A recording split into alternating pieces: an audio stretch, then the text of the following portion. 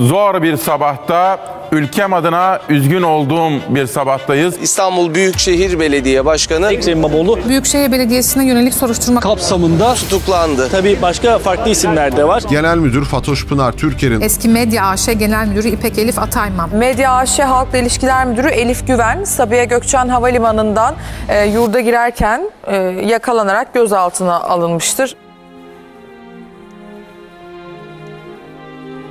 Olmayan şeylere var olmuş gibi gösterilince de biz üzülüyoruz. Şimdi İtalya'dan gelen birini, kendini ülkesine teslim etmiş birini yakalandı gibi bir başlık bile bizi üzdü işin açıkçası.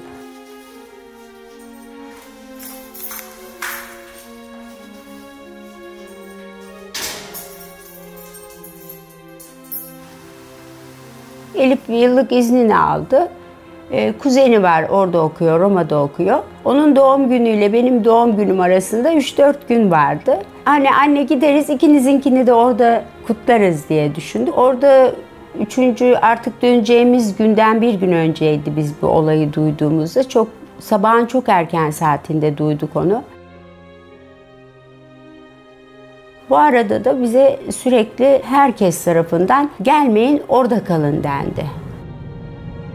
Fakat Elif böyle bir şeyi asla kabul etmedi. Ben suçsuzum, gideceğim, ekibim var, onlar zor durumda kalırlar, gideceğim dedi. Fakat ben de gelmesini istemedim bir an. Buradaki hukuka güvenmediğim için aslında endişelendim. Ama şimdi deseniz ki onun yerinde olsanız ne yapardınız? Ben de gelirdim. Zaten uçak yanaştığı anda da körüye de adım atmadan 2 tane, biri bayan, biri erkek polis vardı. Beraber kelepçe takmadılar. Beraber gittiler. Ben de arkalarından gittim. O şekilde ayrıldım kızımdan.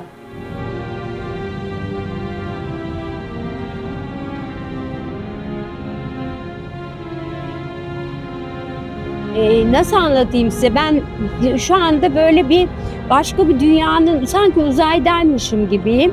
Yere ineceğim ya, her gün bir rüyadayım. Ben yere inince o rüya gidecek gibi geliyor. Asla bitmiyor o rüya. Bitmiyor yani. Tekrar gerçeğe dönüyorum. Kızımı çok özledim. Çok özledim. Ben bu kadar dayanıp konuşabiliyorum yani.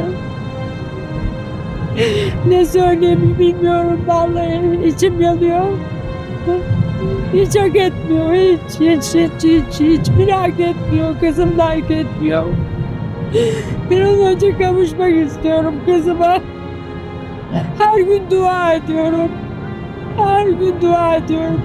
Bütün sevenlerimiz, herkes dua ediyor. Hatim indirdi herkes.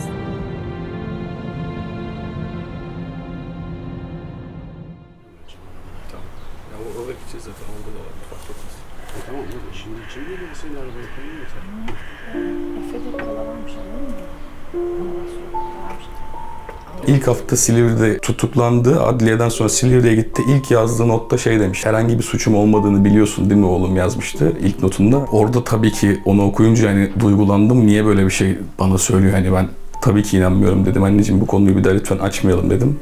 O da yani ilk şeyin sitesiyle büyük ihtimalle öyle bir tepki verdi.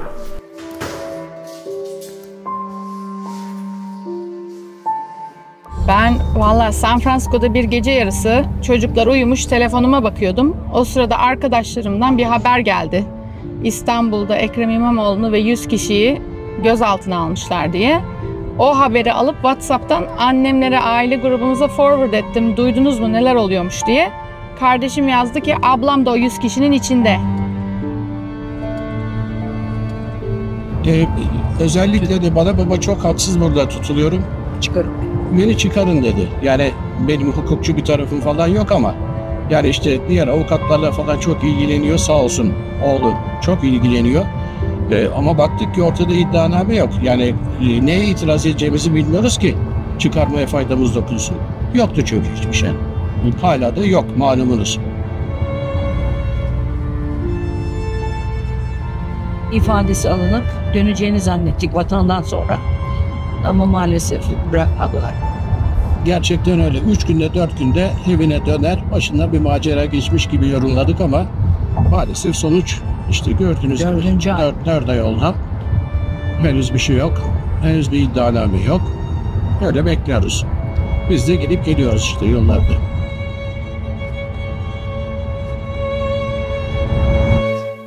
Tamam, ben hazırım. Nehir. Hadi çıkıyoruz. Bütün arkadaşlarım, eşim, dostum ağlayarak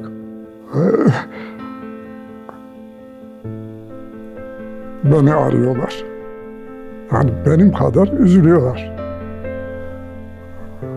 Yani, bazen toplantılara birlikte katıldığımız falan da olurdu, arkadaş toplantılarına. Pınar'ı da yüzeysel olsa da tanırlardı. Çok severlerdi. Onun için Pınar'ın böyle bir olaya iştirak edilmesi, böyle bir olayla suçlanması hepimizi, arkadaşlarımı da çevremizi de çok üzdü ve yıktı. O Meşe Ladin falan var ya, onlar işte ben birisinden duydum, avukattan dosyasını da okudu bir kısmını bize. Ya da ona söylerken duydum, öyle tahmin ediyorum yapmıştır falan. Gören bir tanık yok, hala da yok. İspat edilmiş bir şey yok, iddianame yazılmadı. 4 aydır keyfi tutuluyor, keyif için.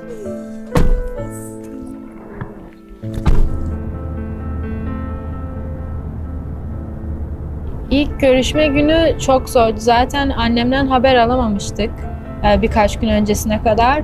Ve sonra annemi işte hani tam karşımızda gibi ama aramızda bir bariyer var ve telefonsuz duyamıyoruz. Hani çok yakındı ama çok uzaktı. Beni çok etkiledi.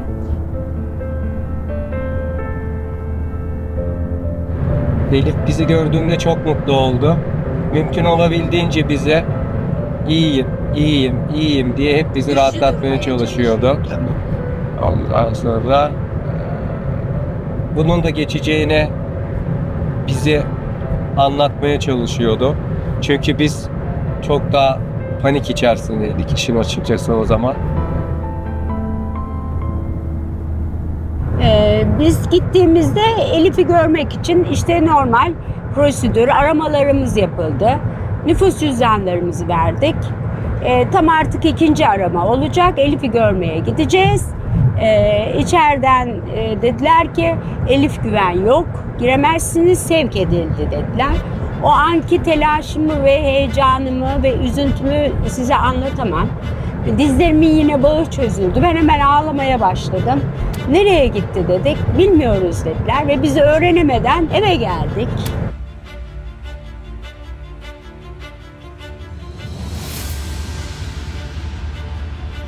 Aslında avukatlara falan hemen telefon etti torunumuz. Dediler ki bizim de hiç haberimiz yok. Oysa haberi vermeleri lazım.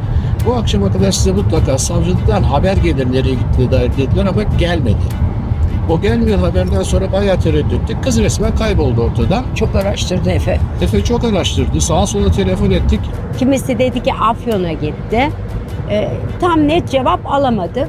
Sonra oradan bir mesaj geldi. Bolu'da olduğunu söylediler. Zaten aradan yarım saat sonra Elif telefonu açtı. Ben çok kötü bir yerdeyim. Beni kurtarın buradan diye ağlayarak aradı. Sonra cezaevinde bir arkadaşına rica etmiş. Dışarıdan gelen bir ziyaretçiye şuraya telefon edin, Elif Hanım'ın burada olduğunu söyleyin demişler. Bir gittim dedi, yatağım yok. Hani niye kapasite olmayan yere sürüyorlar ki dedi. Başka yer mi yoktu dedi. Kendi evi İstanbul'da, avukatı İstanbul'da, ailesi İstanbul'da, çoluğu çocuğu, annesi babası. Herhalde başka bir zulümden başka bir şeyi yok herhalde. Açıklaması. Bolu'ya giderken de şeyin içinde götürmüşler. Yine demir bir ne diyeyim, cezaevi aracı ama böyle kafes gibi bir şeyin içinde demirli. Ne içeriden ne dışarıdan ses geçirgenliği yokmuş. Ama artık çok zor durumda kalmış ve ekmek istemiş. Bana ekmek verin artık demiş. Ekmek vermişler artık. O ekmeği yedim dedi. Kelepçeli mi? Kelepçeli götürmüşler evet. Yani hiçbir şekilde kıpırdayamıyor. Habersiz. Sabah habersiz. Evet. 6 gibi Ve nereye gideceğini yolu bilmiyor. çıkartmışlar. Evet. Gitmiyor yani. Bilmiyorlar nereye gideceğini de bilmeden. Çok korkuyla gitmiş. Çok kötü olmuş. Evet.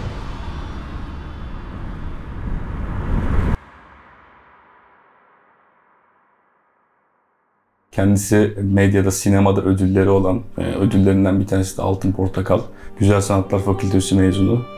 Kanal 6 ve Star'ın kuruluş yıllarında çalışmış, HPB'de çalışmış. Yani medyanın bütün olabilecek en iyi yerlerinde çalışmış bir insan. Belediyecilik geçmişi de var. Şişli Belediyesi'nde 11 sene görev yaptı. Okulunu falan hep üst dereceyle bitirdi. Ondan sonra işte master'ını yaptı, doktorasını yaptı, üniversitede hocalık yaptı. Çok seviyordu hocalık yapmayı. Bir yandan belediye işlerini yürütüyordu. Aile içerisinde benim aile tarafımda abilerim var efendime söyleyeyim. Kuzenler. Onların eşleri, kuzenler var. Herkesin sevdiği bir tip ama herkese de elinden geldiği kadar el uzatan bir insandı. Maddi manevi. Benden daha çok yeğenlerimle, efendime söyleyeyim yengeleriyle, bilmem nereyle çok iyi ilişkiler olan bir insandı bir kere. Kariyerinde çok kararlıdır. Hangi okula gireceğine lisedeyken karar verdi. Çöpçülük bölümü bile olsa Boğaziçi'nde okuyacağım demişti. Dediğini yaptı. Önce sosyolojiye girdi, sonra yatay geçişle uluslararası ilişkiler ve politika bölümüne geçti. 3,5 yılda falan bitirdi. Ondan sonra son sınıftayken staja girdi Yapı Kredi Bankası'na. Orada da kalmasını istediler genel müdürlükte. O günden sonra değişik uluslararası şirketlerde çalışmaya devam etti. 2021 yılına kadar belediyeden bir teklif aldı. Geçsem mi, geçmesem mi, olsa mı, olmasa mı derken. Ben dedim ki kızım sen deli misin? Herkes kamudan özel sektöre geçerken sen niye özel sektörden kamuya geçeceksin dedim. Dedi ki benim de 2 tane kızım var. Taşın altına bir de ben elimi koyayım. Memleketim için çalışırım kamuda olsa dedi. Elini koyacağına bedenini koydu vallahi.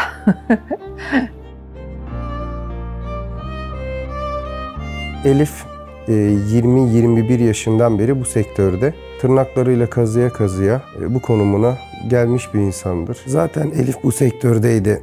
Show TV, Star TV, büyük mecralarda, büyük platformlarda müdürlük yaptı kendisi. Sonrasında da İBB'ye girdi zaten. Yani Medya AŞ'ye girdi. Başına böyle bir şeyin geleceğini bilseydim göndermezdim, engel olurdum. Ama o beni ne kadar dinlerdi onu bilemiyorum. Yani kendi fikirleri onun için çok önemliydi. Gireceğim derse girerdi. Ama ben göndermek istemezdim çünkü perişan olduk biz.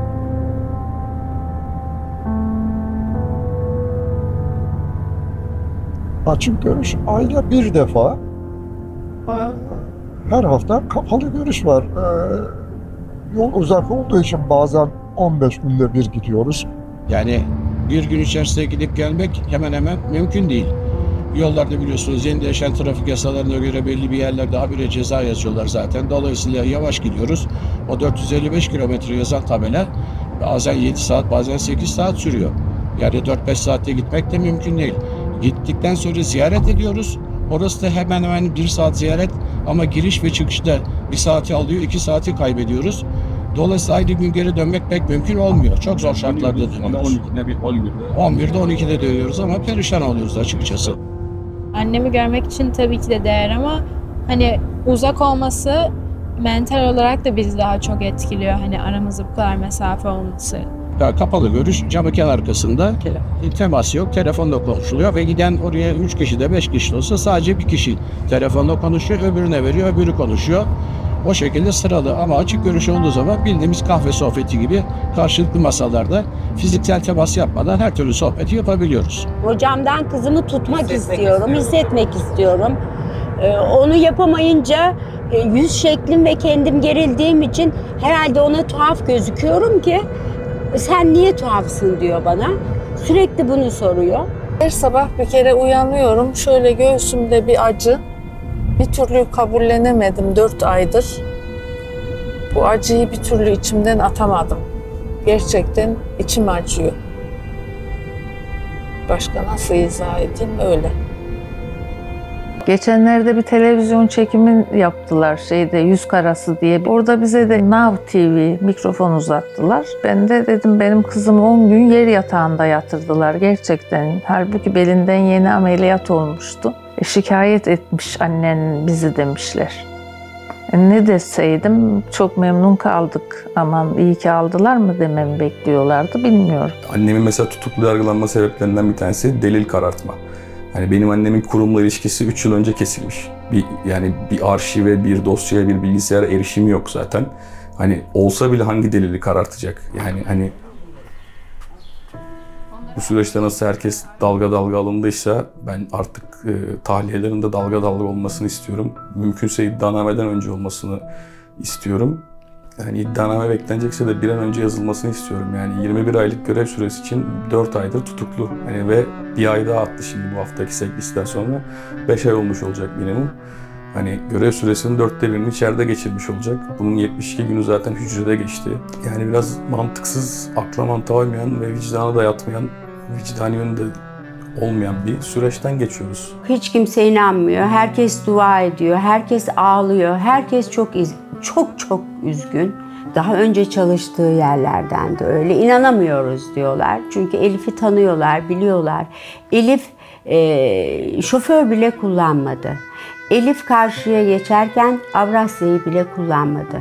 Yani kamuya herhangi bir zararı olmasın, fazla para verilmesin diye. Okulda hiç inanan yok ve arkadaş olmadığım kişiler, tanımadığım kişiler, sevmediğim kişiler bile geldi, benimle konuştu, bana destek oldu.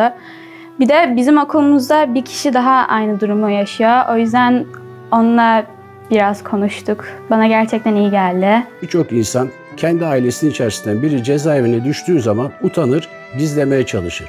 Biz tam tersi en uzaktaki insanlarımıza dahi şu basında yaptığımız yayınla falan neredeyse göğsümüzü gererek haber yaptık. 30-40 sene evvel ilişkimiz bitmiş olan insanlar dahi arıyorlar ve hiç kimse de inanmıyor. Biz de inanmadığımız için gayet rahat göğsümüzü gere evet diyoruz. Yani utanacak bir şey yok suçum. Esnafa bile söylüyorum mevzu açıldığı zaman. Her zaman dediğim gibi denetimlerden takdir alıyordu. Hatta bu son denetimlerde dosya istiyorlardı artık tutuklamaya giden yolda. Biz hemen teslim ettik. Çok beğendiler falan demişti ama beğenmemişler demek ki. Onların aradığı başka şeymiş.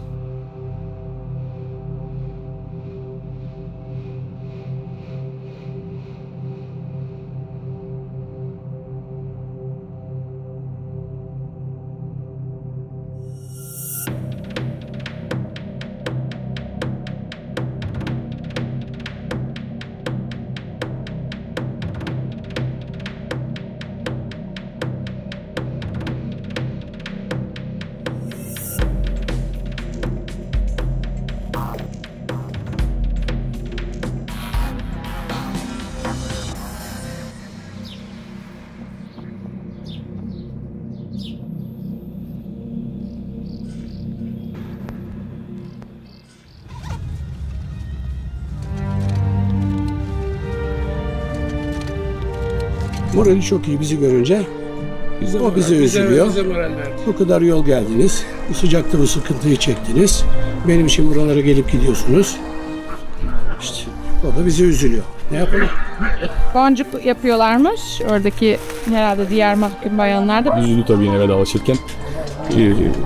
Yani alışıyor zaman geçtikçe. Bir an önce iddianamenin hazırlanmasını bekliyor. Sıkılmış işin açıkçası. Ondan sonra çok sıcak duyuyor içerisi. Bir kere sıcaktan çok bunalmış durumda. Çok sıcak içerisi. Yani bu sıcakta bir şort bile, bir bermuda bile giydirmiyorlar. Böyle bir saçmalık olur mu? İçeride ne bir havalandırma var. 19 kişi küçücük odada. Havalandırma, bir vantilatör yok. Yani insan bu kadar eziyet yani. Başka hiçbir şey değil. 16 kişilik koğuşta 25 kişi ve 2 de çocuk kalıyorlardı. Herhalde değişmemiştir, sormadık yeniden. Sigara içiliyor bir de, o kötü. İyi durmaya çalışıyoruz karşılıklı. O bize iyi görünüyor, biz de ona. Çok zordu onu orada görmek. Direkt çok gerici bir ortam. Ama yani yine eskisi gibi konuşabiliyoruz. Özel konular konuşurken de normal hissediyorum ama aslında aramızda böyle bir bariyer oluyor. Böyle bir telefon üzerinden konuşuyoruz. Hani tek fark o. Yani oradayken iyi hissediyor ama çıkınca daha kötü oluyor. Eskisinden de. Bak bugün gittik gene gördük, insan çocuğunu görünce ne kadar sevinir, o moralle döner değil mi? Biz gittik, gördük, gülerek de ayrıldık ama